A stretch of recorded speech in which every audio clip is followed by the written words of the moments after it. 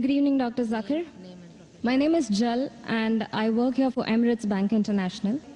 My question to you is, which other religion says that they are awaiting the coming of Prophet Muhammad, peace be upon him, other than Muslim and Christianity?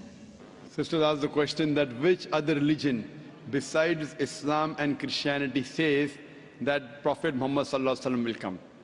Sister, besides the religion of Christianity and Islam, most, if not all, most of the religions that came before Islam prophesied about coming of the last and final messenger Muhammad. I've given a talk on Muhammad in the various world religious scriptures. Besides Christianity, you also find in Judaism about Muhammad.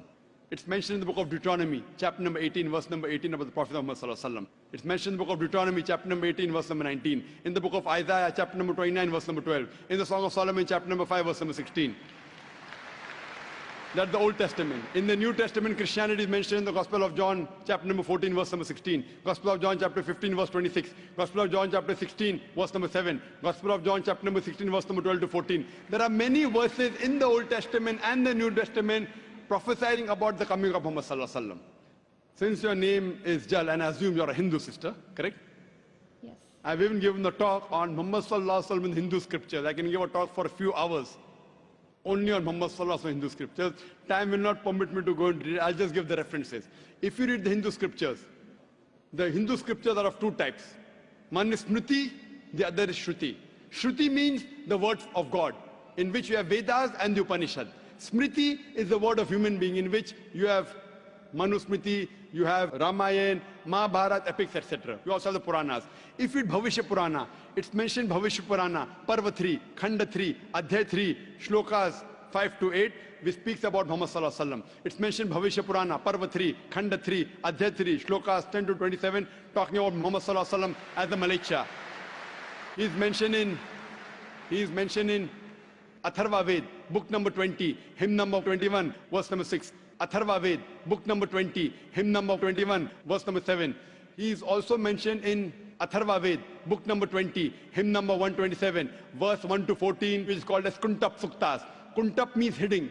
It speaks about the coming of Muhammad that he will be the praiseworthy, he will have 60,000 enemies, etc. He is also mentioned in Rig Ved, book number 1, chapter number 53, verse number 9. He is mentioned as Ahmad, which means one who praises, in Uttarchik, mantra number 1500.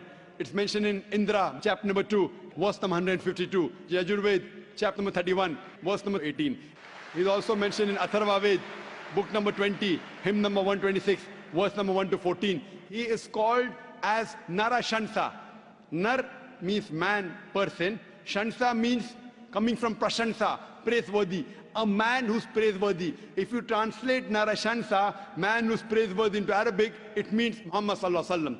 He's prophesied as Muhammad in Rig Ved, book number 1, hymn number 13, verse number 3. In Rig Ved, book number 10, hymn number 64, verse number 3. He's mentioned Rig Ved, book number 2, hymn number 3, verse number 5. Rig Ved, book number 5, hymn number 5, verse number 2. He's also mentioned Yajurved, chapter number 20, verse 37. Yajurved, chapter number 21, verse number 31.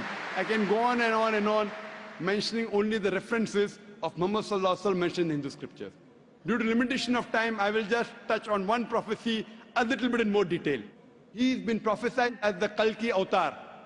You know, when you read the Kalki Purana, book number 2, verse number 5, 7, 9, 11, 14, he's prophesied as the Kalki Avatar. And it's mentioned there that his father's name will be Vishnu Yas. Vishnu means God, Yas means servant, servant of God. If you translate to Arabic, it's Abdullah. The father of the name of Muhammad was Abdullah.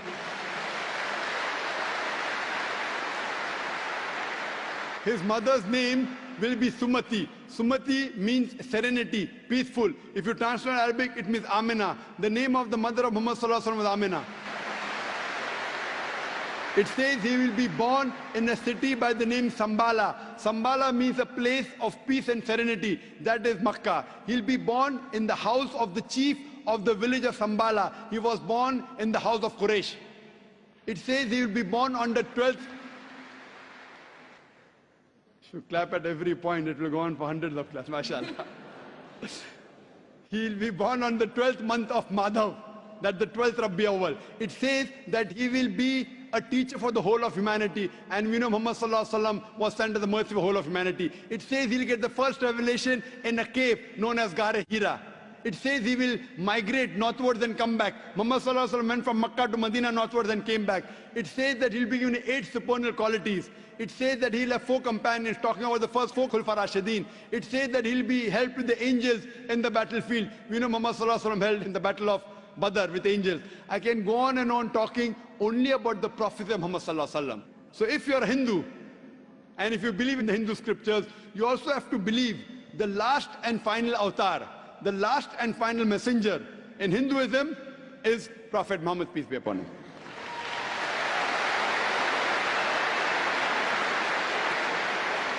However, Doctor, according to Hinduism, the Kalki avatar is still being awaited. So are you, is it that If you have we are not- just not aware about it? You said the Kalki avatar is yet awaited. If you have not recognized the Kalki avatar, you are to blame, not me. I have given you so many similarities. Now you have to disprove it. You say, my scripture says Vishnu Yas, father's name. Prophet Muhammad Sallallahu Alaihi Wasallam's father's name was not Vishnu Yas. You have to disprove me. Now this has been done by pundits of Hinduism. Hindu scholars have also written this. Now the Hindu scholars are preventing the truth from you. They are hiding the truth from you. You as a logical girl, as intelligent girl who's working in a high post, it's your duty to realize that if your priests are hiding the truth from you, we can have a debate with your priest. You can call the doctors of divinity. You know, I have had dialogues with Pandits. You know, one of the very famous is Sri Ravi Shankar. He never disagreed. He agreed. He agreed with what I said about oneness of Almighty God, has got no images. He believed in Prophet Muhammad Sallallahu Alaihi Wasallam. He did not accept that's a different thing because he will lose his following. Therefore, sister, do you have a following? So you have no fear to lose the following. So when I've given you so many references with giving quotations, I'm not pulling a fast one. You can very well go and check and verify. But after you verify, do you accept in the last and final messenger? Do you? Yes. So do you believe in Prophet Muhammad, peace be Yes. upon him? MashaAllah.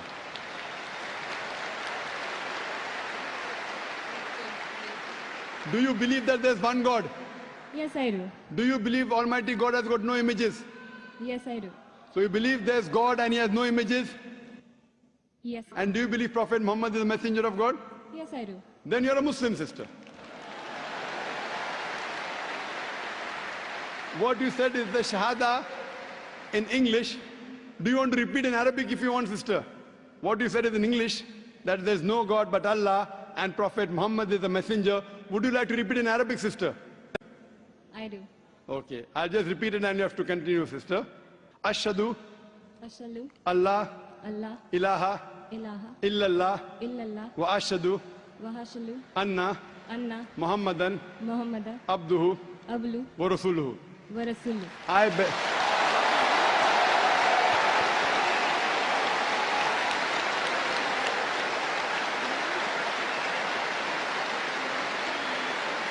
MashaAllah, sister.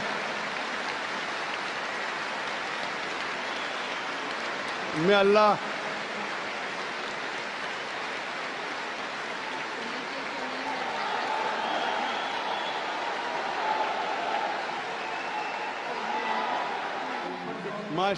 MashaAllah, sister, may Allah reward you. You have joined a family of religion of peace of more than 1.3 to 1.5 billion.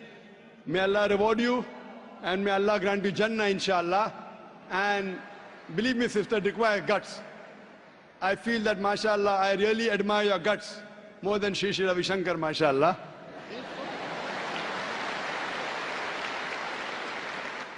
And I pray that may He give you hidayah and may He guide you, inshallah. And sister, if you have any questions, any queries, there are local organizations in Dubai who can surely clarify your misconceptions. To understand Islam, look at the Quran and the Sahih Hadith. They are the best guides. If you have any queries, you can even write to the email at islam@irf.net. It's my pleasure to reply. And do pray for me also, sister.